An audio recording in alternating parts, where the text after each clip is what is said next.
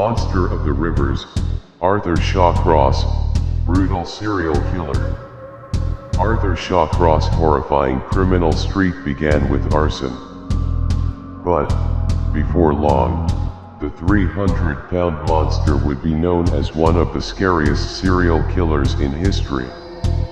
No matter how you look at it, Arthur Shawcross was a troubled person. He frequently lied about what he did. He went into fits of rage that led to broken windows and beat up wives. Shawcross also killed 13 people over the course of 17 years. The serial killer, also known as the Monster of the Rivers, the Genesee River Strangler, and the Genesee River Killer, was not a small man. He weighed 300 pounds and stood 6 feet tall. He could overpower people with the strength which pretty much sums up his murder methods. He was born Arthur John Shawcross in Kittery, Maine on June 6, 1945, and grew up an unhappy kid. He claims he was molested by an aunt at age 9, but his family disputes that claim. Allegedly, the youngster then began experimenting with his sexuality in many ways, including homosexuality and bestiality, by age 11. It's hard to corroborate his stories, as later in life Shawcross frequently changed his stories from one moment to the next. He was a pathological liar, and it was difficult to determine what was truth and what was not. No matter what happened to Shawcross as a child, his adulthood was horrible. Before being drafted to serve in Vietnam in October of 1967, Shawcross married and divorced twice. Both marriages saw patterns of spousal abuse and violence perpetrated by Shawcross. In 1968, Arthur Shawcross ended up in jail for arson and served 2 years of a 5-year sentence. Then his violent tendencies got worse, and the arsonist became a cold-blooded murderer. On April 7, 1972, he took a 10-year-old boy named Jack Blake, a neighbor at the time, fishing. Jack was never heard from again. Just 3 weeks later, Shawcross married his third wife, who was pregnant with his child. Authorities didn't find Jack's body for 5 months, but analysis showed he had been sexually assaulted and strangled to death. At around the same time, the Genesee River Killer murdered 8-year-old Karen Ann Hill. He was caught after neighbors witnessed him with the girl near a bridge shortly before her death. Her body was found under a bridge. According to autopsy reports, she had been raped and murdered, and dirt and leaves were found jammed down her throat. Arthur Shawcross was sentenced to 25 years in prison but served less than 15 years. After his release on parole in April of 1987, Shawcross simply could not stop his murderous tendencies. After relocating due to the public's outcry of his release, he moved to Rochester with his fourth wife. The judicial system then thought it was wise to seal Shawcross records to prevent panic wherever he lived.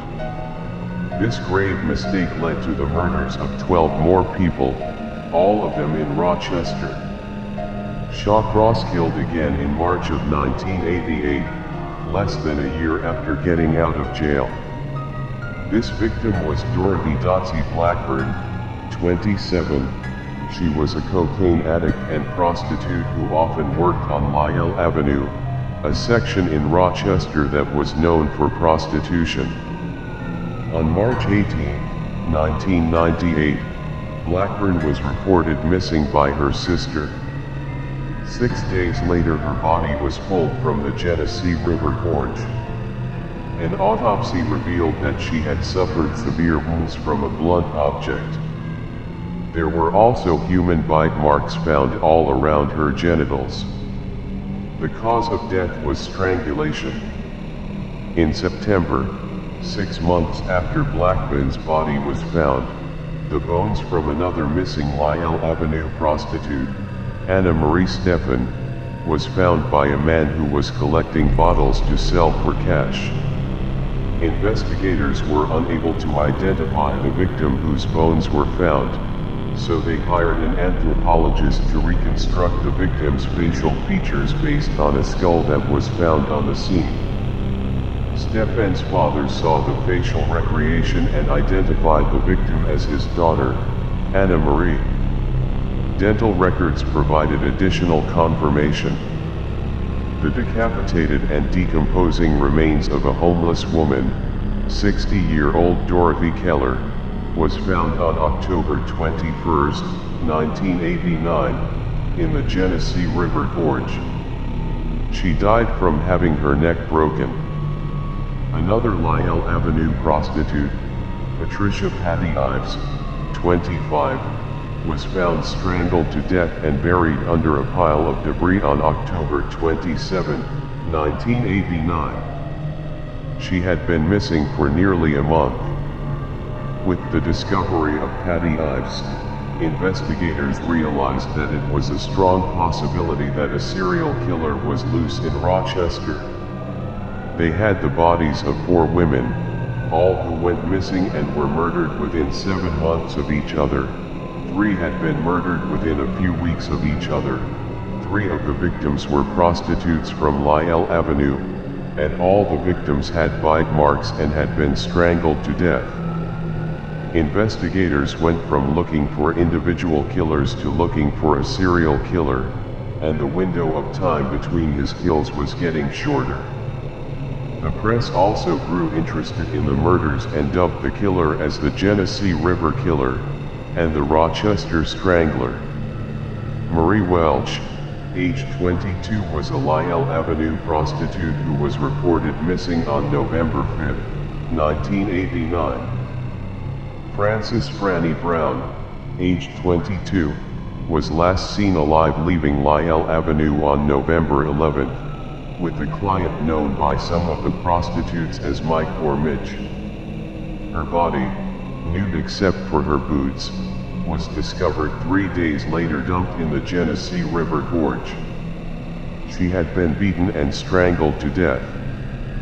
Kimberly Logan, 30, another Lyell Avenue prostitute, was found dead on November 15, 1989.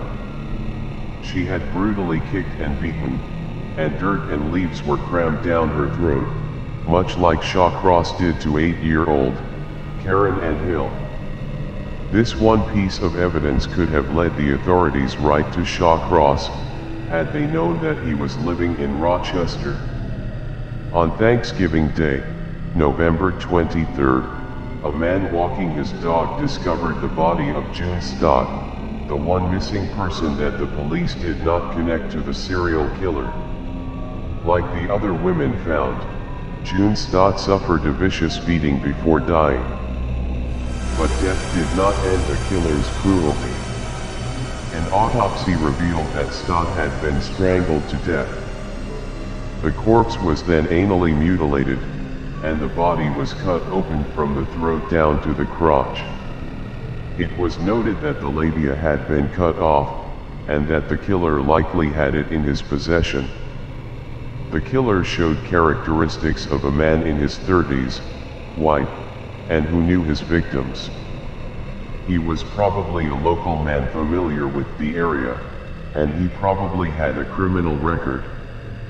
Also, based on the lack of semen found on his victims, he was sexually dysfunctional and found gratification after his victims were dead. They also believed that the killer would return to mutilate the bodies of his victims when possible. The body of Elizabeth Liz Gibson, 29, was found strangled to death on November 27, in another county. 3 women disappeared, one right after the other. Darlene Trippi, 32, was known for pairing up for safety with veteran Joanne Van Nostrand, yet on December 15, she, like others before her, disappeared off Lyell Avenue. June 2nd, Cicero, 34, was a seasoned prostitute known for her good instincts and for always staying alert, yet on December 17th she also vanished. And as if to toast in the new year, the serial killer attacked one more time on December 28th, plucking 20-year-old Felicia Stevens off the streets. She too was never seen alive again. In an effort to find the missing women, police organized an air search of the Genesee River Gorge. Road patrols were also sent out, and on New Year's Eve, they found a pair of black jeans belonging to Felicia Stevens. Her boots were found in another location after the patrol expanded the search. On January 2nd, another air and ground search was organized, and right before calling it off due to bad weather, the air team spotted what appeared to be the body of a half-nude female laying face down near the Salmon Creek. As they went down to get a closer look, they also spotted a man on the bridge above the body. He appeared to be urinating, but when he spotted the air crew, he immediately fled the scene in his van. The ground team was alerted and went in pursuit of the man in the van. The body, which was surrounded by fresh footprints in the snow, was that of June Cicero. She had been strangled to death, and there were bite marks covering what was left of her genitals, which had been cut out. There is no definitive answer as to why Shawcross seemed to embellish the stories of what he did to his victims and what had been done to him throughout his childhood. He could have remained silent, yet it seemed he wanted to shock his interrogators, knowing that they could do nothing to him, regardless of how he described his crimes. When discussing the murders of the two children in 1972, he told the detectives that Jack Blake had been bothering him, so he hit him, killing him by mistake. Once the boy was dead, he decided to eat his genitals. He also admitted that he anally raped Karen Ann Hill before strangling her to death. With each victim that he confessed to the killing, he included what the victim had done to deserve what they got. One victim tried to steal his wallet, another wouldn't be quiet, another made fun of him, and yet another had nearly bitten off his penis.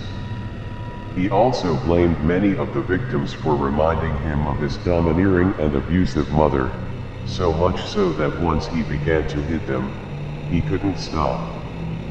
When it came time to discuss June Stott, Shawcross appeared to become melancholy. Apparently, Stott was a friend and had been a guest in his home. He explained to the detectives that the reason he mutilated her body after killing her was a kind favor he extended to her, so that she would decompose faster. It was discovered that Shawcross had an extra Y chromosome, which some have suggested, although there is no proof, makes the person more violent. A cyst found on Shawcross' right temporal lobe was said to have caused him to have behavioral seizures where he would display animalistic behavior, such as eating the body parts of his victims. In the end, it came down to what the jury believed, and they weren't fooled for a moment. After deliberating for just 1/2 hour, they found him sane and guilty. Shawcross was sentenced to 250 years in prison and received an additional life sentence after pleading guilty to the murder of Elizabeth Gibson in Wayne County. On November 10, 2008, Shawcross died of cardiac arrest after being transferred from the Sullivan Correction Facility to an Albany, New York hospital. He was 63 years old.